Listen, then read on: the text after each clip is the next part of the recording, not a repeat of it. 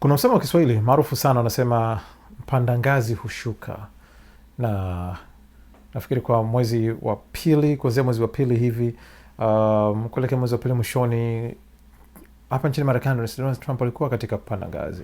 Mambo mengi hakuonekana kwenda vibaya, sera zake zikionekana kama vile zinaungwa mkono kiasi, na baadaye tarehe 28 boom, wakafanya maamuzi ambayo mwanzo yalionekana kwamba yangekuwa mepesi, yangekuwa na tija kama ambavyo walivyofanya katika vita ya siku 12 na Israel, ambako hakuwa na majibu yoyote, na akaanza vita. Lakini mwezi mmoja umekuja, tayari imeanza kuonekana kwamba anashuka, na kama ambavyo nilipata kusikia pia wakisema kwamba wakati mwingine bahati mbaya huja kama mapacha, zinapandana. Mambo hili juma halijawa zuri kwa Rais Donald Trump. Sio juma hili tu, majuma haya mawili yaliyopita, lakini hasa juma hili limekuwa gumu zaidi kwake. Vita vya Iran imekuwa njozi kwake, naweza kusema imekuwa ni nightmare kwake, kwa sababu kila alichokuwa akiamini ama alichokuwa akiaminisha watu sivyo ambavyo inakwenda. Tunazungumza sasa hivi kuna zaidi ya wanajeshi 50,000 katika eneo la Mashariki ya Kati, lakini mpaka sasa licha ya uwepo mkubwa wao, bado yale ambayo yalionekana kwamba yangetendwa nayo hayajafanyika. Ametangaza jana katika namna ambayo ilionekana kwamba anaelekea kukamilisha vita, lakini moja kati ya malengo ambayo alikuwa ameyaweka mwanzo, ambayo pia alikuwa amewekea masharti yake, ikiwa ni pamoja na kufunguliwa kwa mfereji wa Hormuz, haujaenda hivyo. Weka mbali hiyo sasa, kwa upande wa mahakama nchini Marekani mambo hayamwendei vizuri. Alipoingia tu madarakani siku ya kwanza, aliweka amri ya rais ya kuondoa uraia kwa watoto wanaozaliwa hapa nchini Marekani na watu ambao si raia.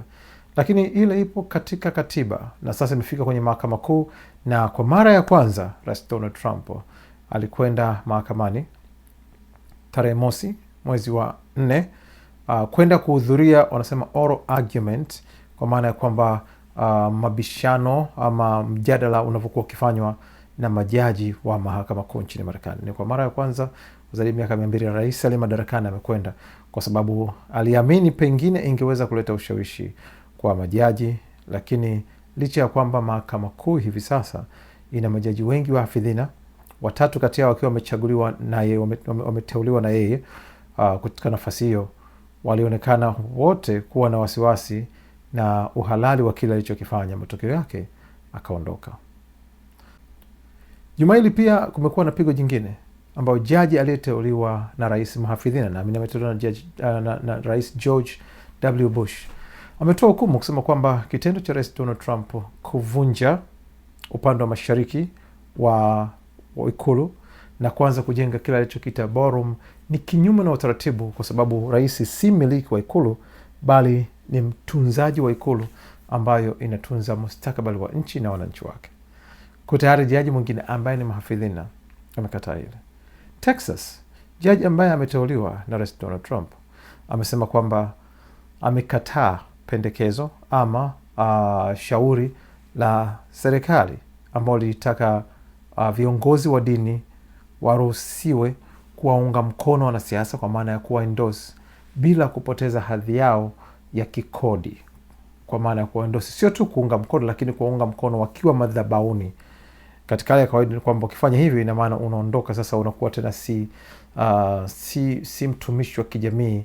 Pengine kanisa lako sasa litaanza kutozwa kama sehemu ya watu ambao wanapiga kampeni pia. Kwa hiyo Donald Trump alikuwa ameweka kusema kwamba hapana, serikali ilikuwa imepeleka shauri la mahakamani kusema kwamba iruhusiwe ndani ya Texas. Jaji ambaye amemtoa amesema kwamba sio tu hawezi kuruhusu hilo, lakini hadhani hata kama mahakama ina haki ya kuweza kulijadili swala hilo.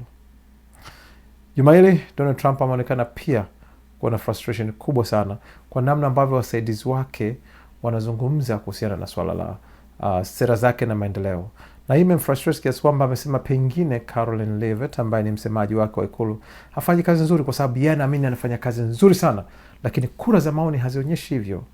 Na naamini kura za maoni hazionyeshi hivyo kwa sababu watu hawaambiwi kile kinachoendelea, na naamini watu hawaambiwi kwa sababu kuna watu ambao hawafanyi kazi vizuri, na mmoja wapo ni msemaji wa ikulu. Tunajua si muda mrefu tangu amemfukuza Kristi Noem, na sasa amemfukuza mwanasheria mkuu wa serikali. amemfukuza. Pamoja na mwingine inaonekana ni kukerwa na namna ambavyo amekuwa akiendesha. Donald Trump alikuwa na orodha ya watu ambao walikuwa wanataka washitakiwe, wala naita ni maadui zake. Katika orodha hiyo inaonekana ni wachache sana ambao wameweza kushitakiwa.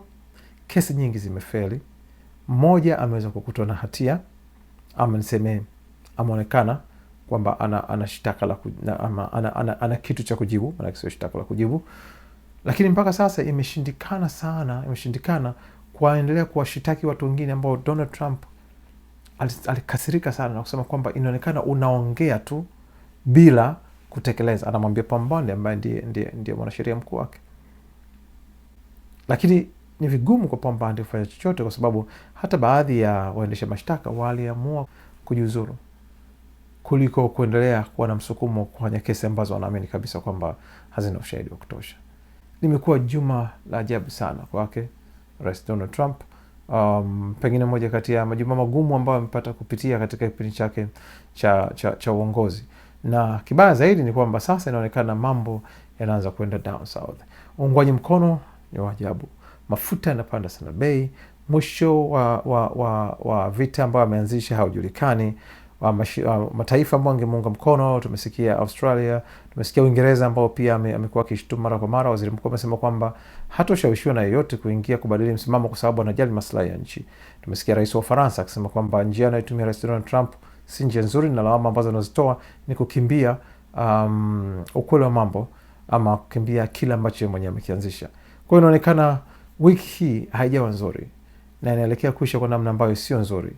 Nini anaweza akatangaza kuelekea Ijumaa, kwa sababu siku hizi imekuwa kama kawaida. Kuelekea Ijumaa atatoa aina fulani ya kitisho, alafu Jumatatu anakuja na namna fulani, kwa sababu ya kile ambacho kinaonekana kumanipulate soko la hisa nchini Marekani, kwa sababu ndio linaongoza kila kitu. Nini kitafuata? Tutakuwa hapa kuendelea kuelezea, lakini hili limekuwa kati ya majuma ya hovyo kabisa kwa Rais Donald Trump.